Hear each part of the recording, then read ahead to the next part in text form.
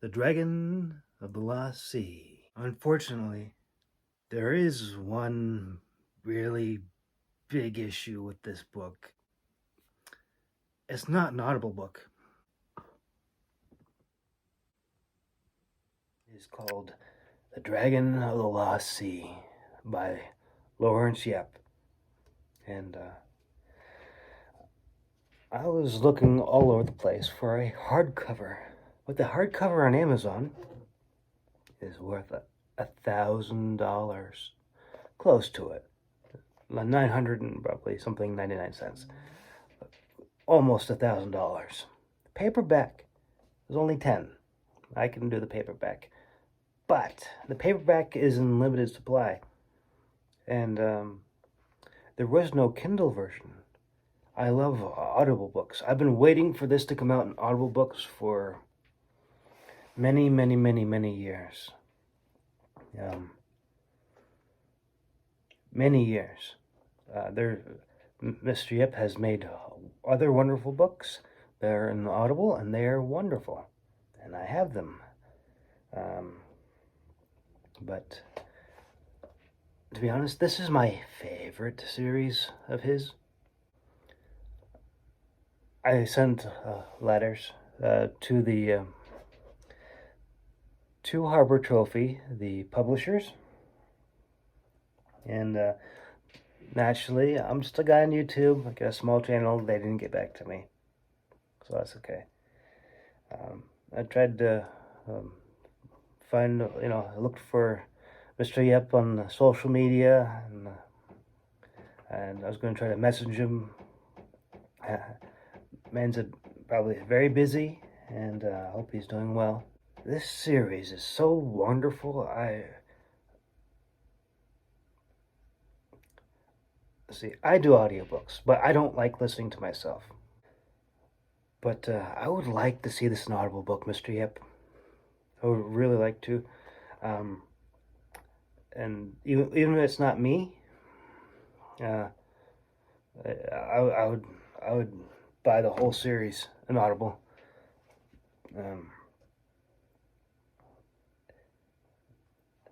But that said, I know, or at least I'm pretty sure that the Harbor Trophy is no longer publishing. The book isn't on Kindle, so I can't even listen to it via computer voice.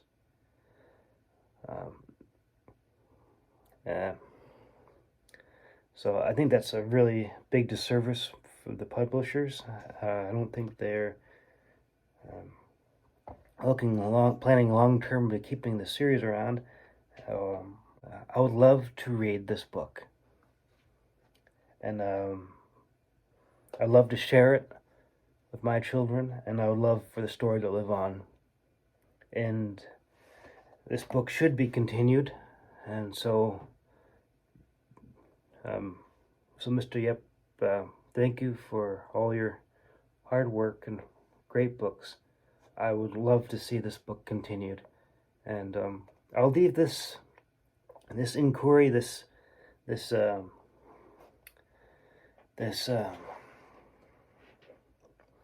video up for a month. If I don't hear anything, I'll I will start reading it, a chapter here and there, and I'll share it. And I'm not trying to make a profit off of your work, because I respect everything you've done, and I respect you as a author, and I look up to you.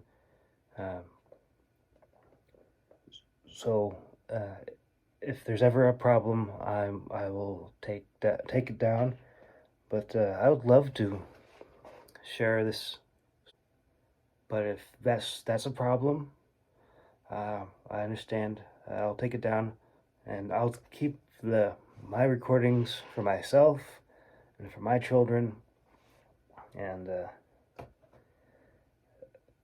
so that they can hear your story. It's a wonderful story, and I'd be even more happier to hear that someone else is, if you've putting somebody else on the audiobook that you're getting the rights back to this book, because it should be should be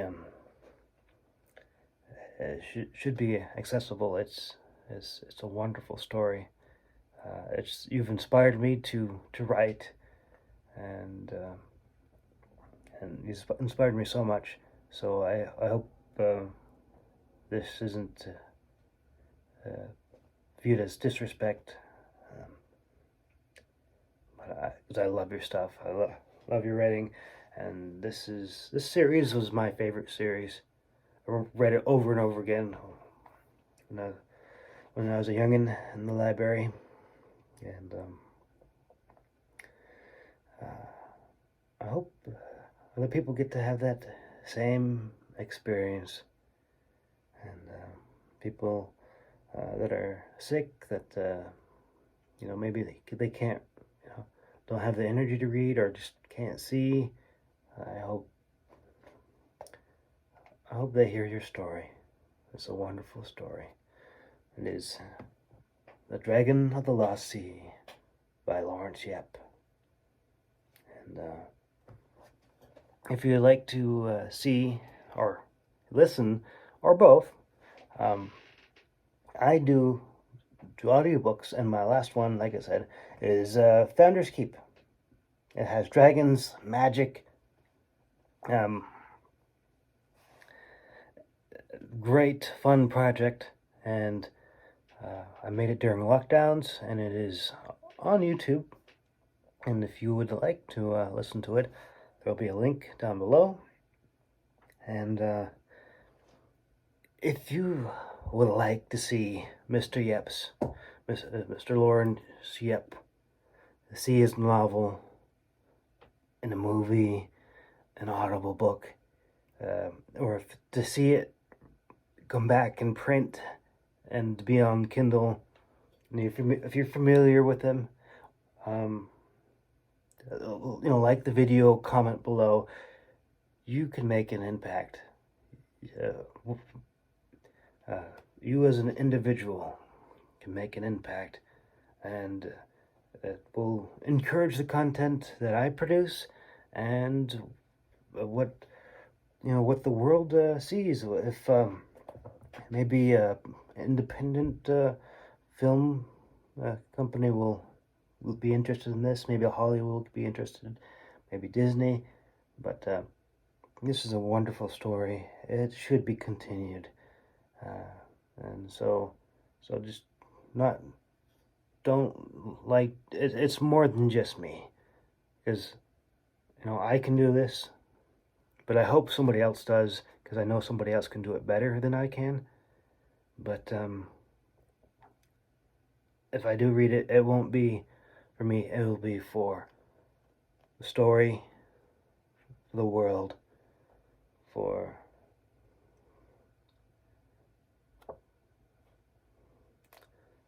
Mr. Yep, because I love his work, and there's certain stories that should be immortal, live on, the classics. This is a wonderful story. Good for all ages, for kids, I think for adults too, but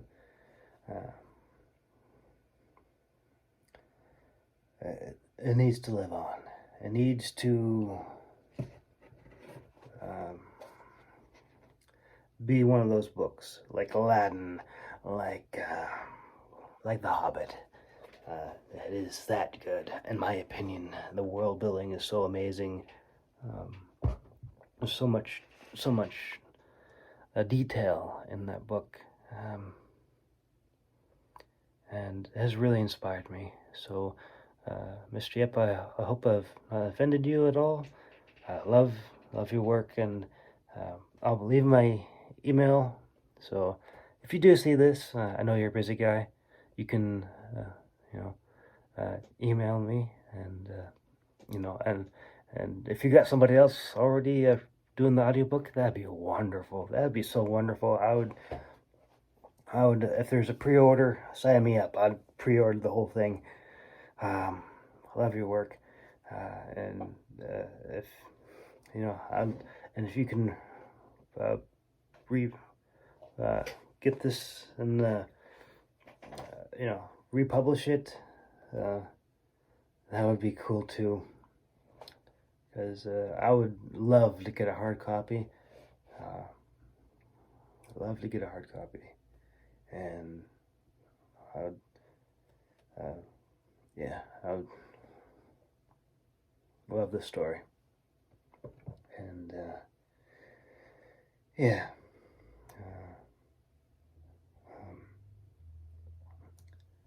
All right, YouTube, and we'll see if this has any traction.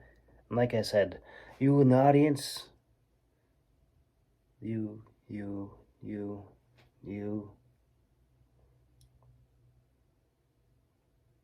can make a difference. Let me know. Send feedback, because I'm just one guy, and they're not going to listen to me. But if you, by virtue of democracy, when the masses cry out, individuals, like each comment, each thumbs up, each subscription, it's like another drop, and then the tide keeps coming higher and higher, and eventually word will get out. Eventually they will have to listen to us, the audience,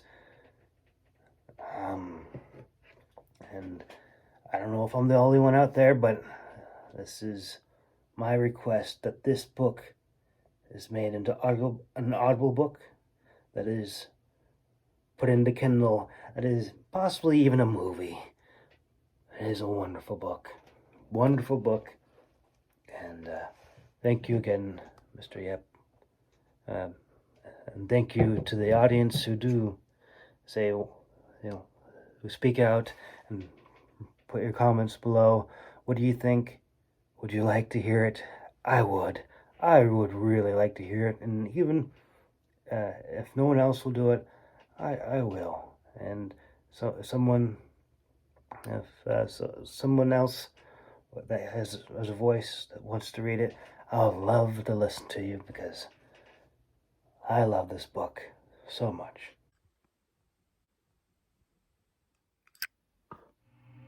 Chapter 1. Helvisti. Nora took in a deep breath as the ship sailed out of the harbor and tugged at her long fur overcoat that blocked the cold wind as she turned for one last look back at the city. She would miss Takrun and its cozy, bone-white wattle and daub buildings with their shaggy thatch roofs. She watched them fade away until all that could be seen was lush green hills, dotted with flocks of sheep and smiling shepherds that waved at the ship as it sailed on by. Both sheep and shepherds seemed to be so happy. Those lovely green whirling hills seemed so quiet and peaceful. Day by day she watched the landscape change, from pleasant, lush green hills to dark, gloomy, and jagged granite. These mountains were not green at all. Any speck of color was the beginning of a pale blue glacier peeking over the jagged ridges. Nora grimaced.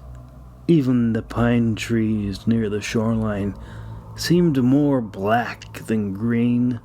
The crew trimmed their sails as the ship slipped into the busy sea lane that led to their final destination. Her determined sky-blue eyes gazed up at the Helvisti lighthouse on the snow-capped mountain that overlooked the city and large port below. The city stood out like a gem wedged between two seams of granite stone. Nora suspected the brightly colored buildings of randomly assorted, vibrant purples, blues, and bright greens were to make up for the perpetually oppressive, gloomy gray clouds and harsh, jagged, snow-capped mountains that sheltered the city from the Baru waste beyond.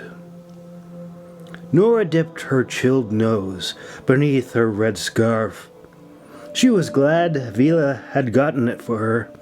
She had initially refused it, but during their brief stop in Tel Grun, he had bought it anyway, and halfway to Helvisti, he had regifted it to her, which she begrudgingly accepted. It wasn't purely out of pride. Naturally, while in her military uniform, she was expected to follow strict regulations.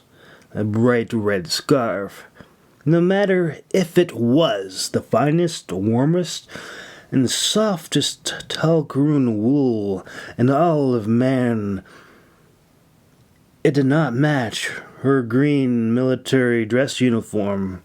And although she was breaking regulations, she was now too cold to care.